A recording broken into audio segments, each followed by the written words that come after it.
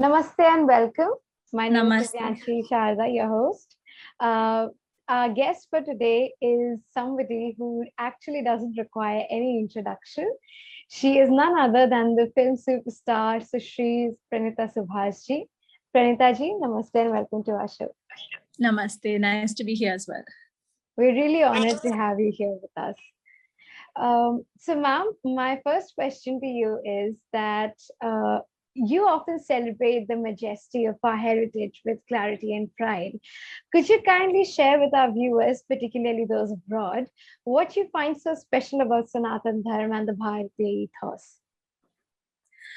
Sanatana Dharma is one of the oldest religions that are there. And if we have survived years of colonialism and lots of invasions, that itself shows how strong our beliefs are and how amazingly well our country is fighting to protect our Sanatana Dharma.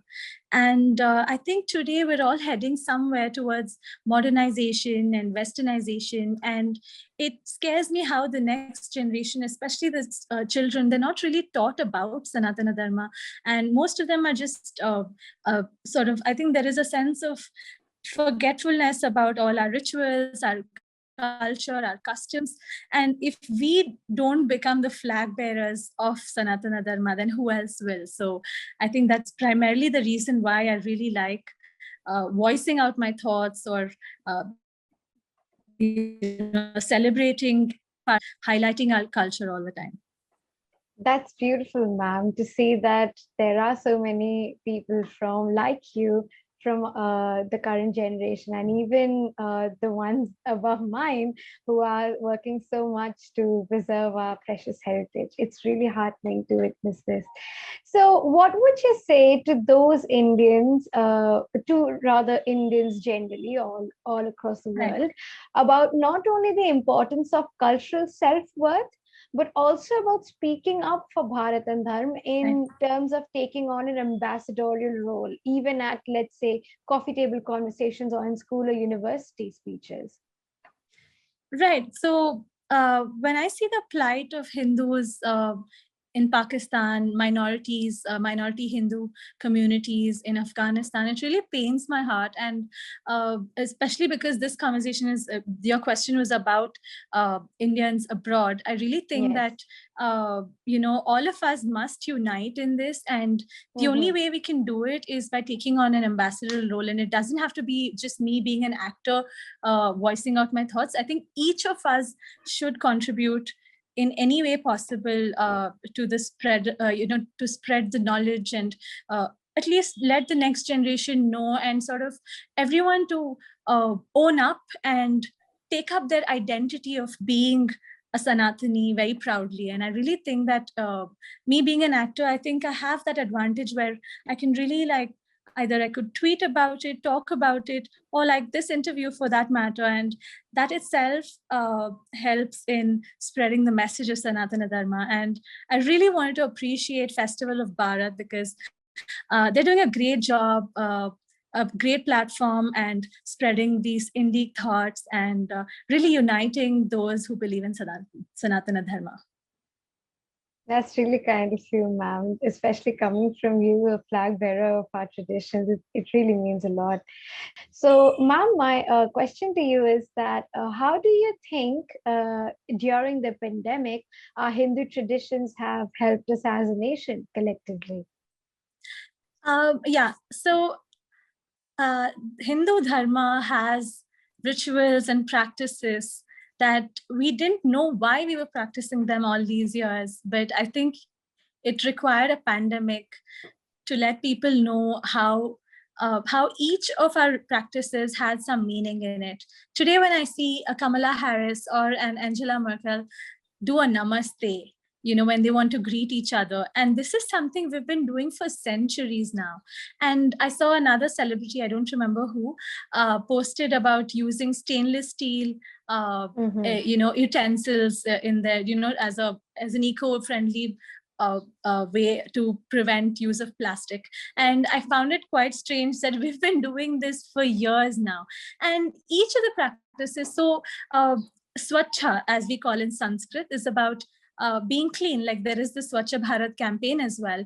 And the idea is to promote cleanliness. And I think especially Sanatana Dharma, there is a nice demarcation between what is Swachha and what is not.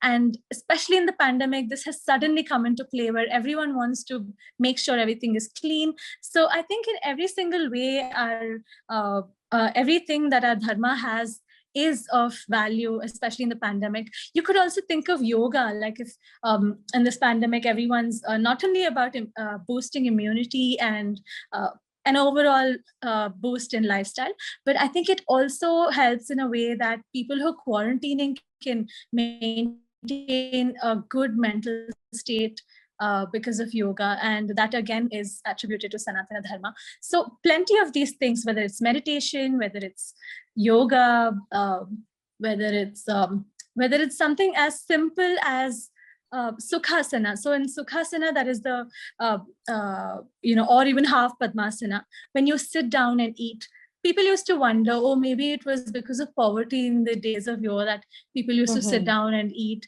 But that's not the case. It's honestly, when you sit down and in Sukhasana or half Padmasana, and when you have a meal, it really calms you, and that really helps the digestive system. So that we didn't realize, these are the ways that Sanatana Dharma has been very effective in our lives, and how our elders used to tell us, that we need to have sweets only at the end of the meal so that you don't fill your tummy with calories, or say don't drink while you're eating. So these are things that I think, even though they've become rituals now and practices, but each of it has a meaning. So yeah. Very rightly said. Very rightly said. So moving on to a slightly different topic, you are very vocal about freeing Hindu temples from state control. Right. So could you explain why this movement is necessary? So yeah, like you said, the Free Hindu Temples movement is something that I'm really propagating, and I see that Sadhguruji has also been doing the same, and many others have come and joined this campaign.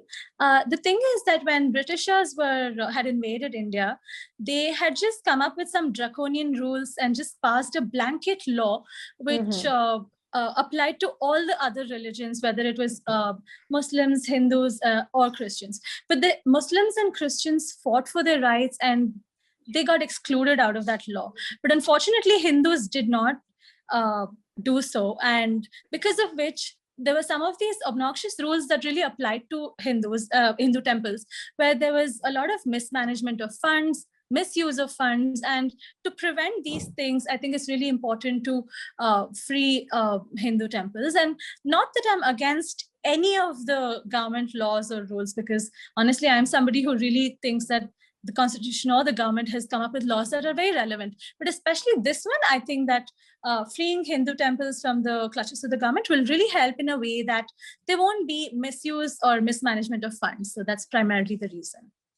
Very correctly said. And now that every other community has attained that right, it's pertinent that we do fight for Absolutely. our representation and ensure that we get the same equal treatment that the others do.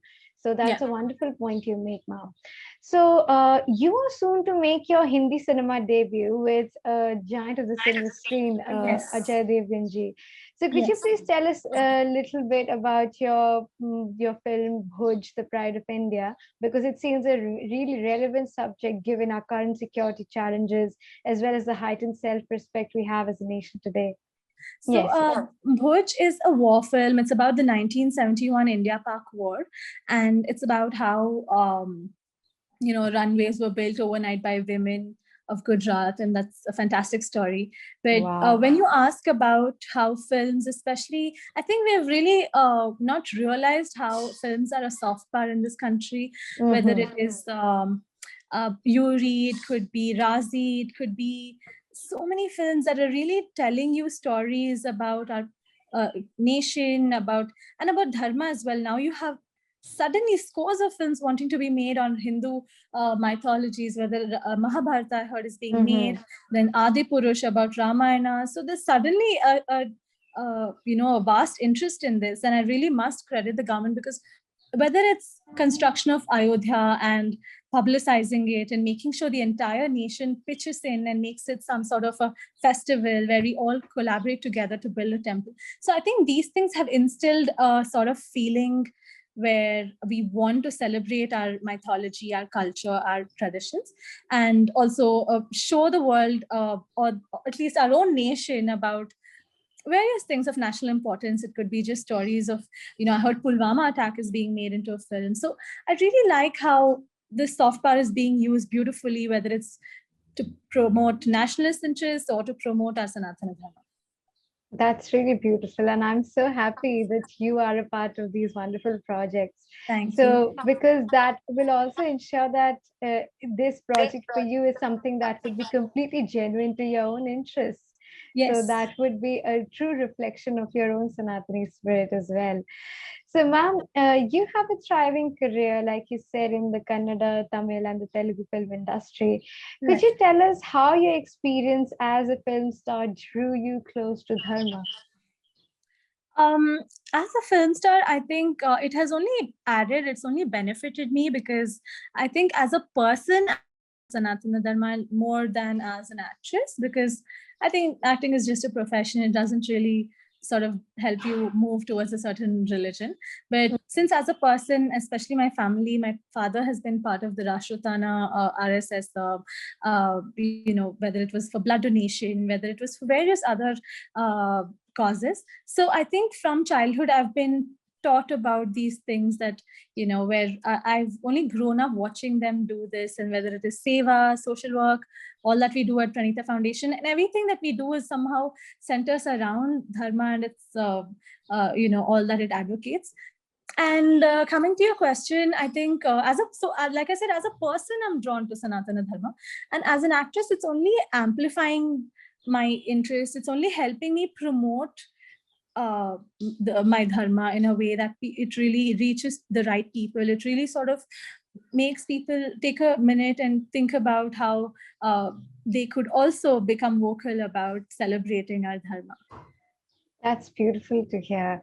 And so, ma'am, not to take up much of your time, I would finally like to end by asking you to share whatever message you have for the youth in our country who really look up to you as an idol. And what can we do to serve our nation and revive our civilization ethos, and with a view to make the world a better place? Well, since this interview is also mainly about Sanatana Dharma, and it's not just because of that reason, but I would think that there are so many values, so many things that our Dharma advocates that are really relevant today, whether it is fighting the pandemic, whether it is becoming a better person at the end of the day. And I really think that, it's one of the most peaceful religions. It's accommodative. It's not proselytic. So it's like one of the most easy lifestyles anyone can have just by following Sanatana Dharma. So I would just want to tell the next generation and everyone who's watching this that, there's no harm in being vocal about your thoughts, about being a proud Hindu, that like I've always, stood up for that. And I think all of us should become vocal so that it really sort of helps and promotes the cause better. Very beautifully said. And I would genuinely like to thank you, ma'am, for sharing your beautiful thoughts with us in such an elegant manner. And I'm absolutely sure that our viewers would love to watch this little conversation that we had with such interest and with such enthusiasm. So, dhanyawad, Pranitha ji, for joining us. Thank you. It was so nice talking to you as well. See you. Dhanyawad ji. Pranam. Pranam. Namaste. We hope you enjoyed this Citti Media content. Please remember to subscribe to us and switch on the notifications for this channel. For our other social media links, more content, and to support our work, please visit citti.net. Dhanyavad. Namaskar.